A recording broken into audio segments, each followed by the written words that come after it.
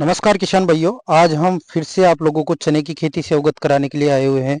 जैसा कि आप लोग देख रहे हो किसान भाइयों का ये चने की फसल लगभग यूं मान के चलो आज 20 से 22 दिन की अवस्था में आ चुकी है। तो किसान भाइयों मैं आप लोगों को बताना चाहूँगा, अगर कोई भी किसान भाई को अगर अपने चने की फसल के अंदर अगर पानी की सिंचाई करना है तो पानी की सिंचाई लगभग 22 से 25 दिन या 30 दिन के अंतराल में ही कर दें, ताकि इसके अंदर किसी भी प्रकार की आपको समस्या नज़र नहीं आएगी। कई जगह किसान भाइयों को विल्ट की समस्या देखने को मिलती है, तो इन चीज़ों को नियंत्रण करने के लिए आप लोगों को बताना चाहूँगा कि इसके अंदर रूट के अंदर विल्ट की समस्या आती है सबसे मेन चीज़ तो।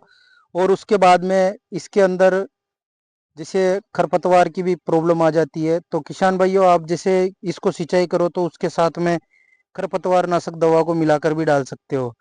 तो इस प्रकार से आप इन समस्याओं का समाधान कर सकते हो। क्योंकि क्या होता है किसान भाइयों का, जब हम अगर चने की फसल के अंदर फ्लोरिंग और पोट की अवस्था आ जाती है, उस समय पे अगर हम कोई भी अगर सिंचाई करेंगे तो उसका जो फ्लोरिंग का टाइम रहता है वो फ्लोरिंग रुक जाती है और उसके बाद में वापस ये ग्रोथ प्रोसेस में आ जाता है। और अगर इस समय पे आप अगर इसको सिंचाई करोगे तो इस समय सिंचाई करने से आपको डबल फायदे देखने को मिलेंगे। इसका जो चाल का प्रोसेज होगा वो चाल का प्रोसेज कंट्रोल होकर इसके फुटान अधिक देखने को मिलेगी जी, जिससे आपको फायदा पैदावार में ज़्यादा देखने को मिलेगा।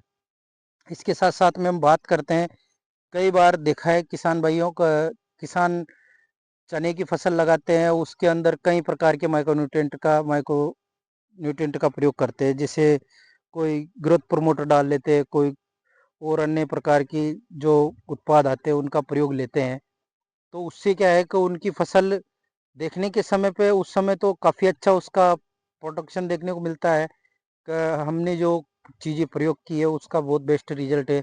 पर उसका जब परिणाम जब आता है, जब आपकी चने की फसल के अंदर फ्लोरिंग और पोट का समय आता है, वो फ्लोरिंग ही फ्लोरिंग देखने को मिलती है, उसमें पोट बन ही नहीं पाता है। जी हाँ, कई बार इन इस प्रकार की समस्याओं का सामना किसानों को करना पड़ता है। तो आप लोगों को मैं इसलिए आज ये प्लॉट विजिट करने आया हुआ था, बताना चाहता हूँ कि आप ऐसी गलती ना करें। क्योंकि क्या है कि ये खुद 35 से 40 दिन बाद खुद नाइट्रोजन बनाना चालू कर देता है। इसकी जड़ों में नाइट्रोजन की गिठानें पाई जाती है, क्योंकि दाल वाली फसल है। इसका और भी काफ़ी इम्प्रूवमेंट आपको देखने को मिलेगा कि जैसे मान लो आपको प्रोडक्शन का तो हो ही गया, देन उसके बाद में आप इसके अंदर कई प्रकार की जो सिचुएशनें आती है। अगर आप फ्लोरिंग पोट की अवस्था में अगर आप पानी की सिंचाई करोगे तो फ्लोरिंग का रोकथाम हो जाती है, पौधा वापस ग्रोथ लेना चालू हो जाता है, बहुत सारी चीज़ें सामने देखने को मिलती है। तो आप लोगों को इन चीज़ों से संबंधित जानकारी के लिए आज मैं प्लॉट विजिट करने आया हुआ था। जैसा कि आप लोग देख सकते हो अभी इसके अंदर इस प्रकार से पीलापन देखने को मिल रहा है। कई जगह से मेरे पास कॉल आता है कि साहब हमारे चने के फसल के अंदर इस प्रकार की समस्याएं देखने को मिलती है, जिससे आप लोगों को बताना चाहूँगा आपको। ये देख सकते हो जी किसान भाइयों, आप देख सकते हो इस प्रकार की समस्याएं चने की फसल के अंदर देखने को मिलती है। ये देख सकते हो आप, इसकी रूट बिल्कुल ये देख सकते हो आप फफूंद जनित हो रखी है और पूरा पौधा अ, ये देख सकते हो आप डाउन होने की कंडीशन में आ चुका है। ये देख सकते हो आप इस प्रकार से। तो आप लोगों को बताना चाहूँगा, इस चीज़ का भी नियंत्रण आप पानी की सिंचाई के साथ में कर सकते हो। कई जगह ऐसा भी देखने को मिला है जहाँ पे अधिक नमी की मात्रा होने की वजह से, हाँ, उसकी अधिक मात्रा की नमी की वजह होने की वजह से किसान उसमें पानी की सिंचाई भी नहीं कर सकता। ये देख सकते हो आप, ये सब विल्ट से ग्रसित है प्लांट जो। तो उस समय पे आपको क्या करना है किसान भाइयों, मार्केट से लेके आना है आपको फफूंदीनाशक दवा, जिससे आपके चने की फसल को काफ़ी हद तक कंट्रोल किया जा सकता है। फफूंदीनाशक दवा में आपको जैसे या तो कार्बन डाइजीन को जो 12-63 आता है उसका प्रयोग ले लो।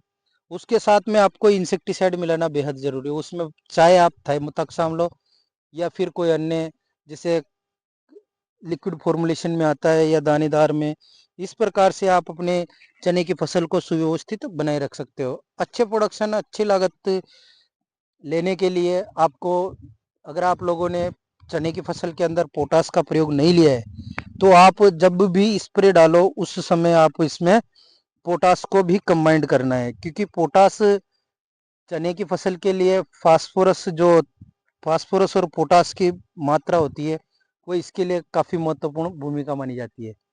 तो इस प्रकार से आप अपने चने की फसल को सुव्यवस्थित बनाए रख सकते हो।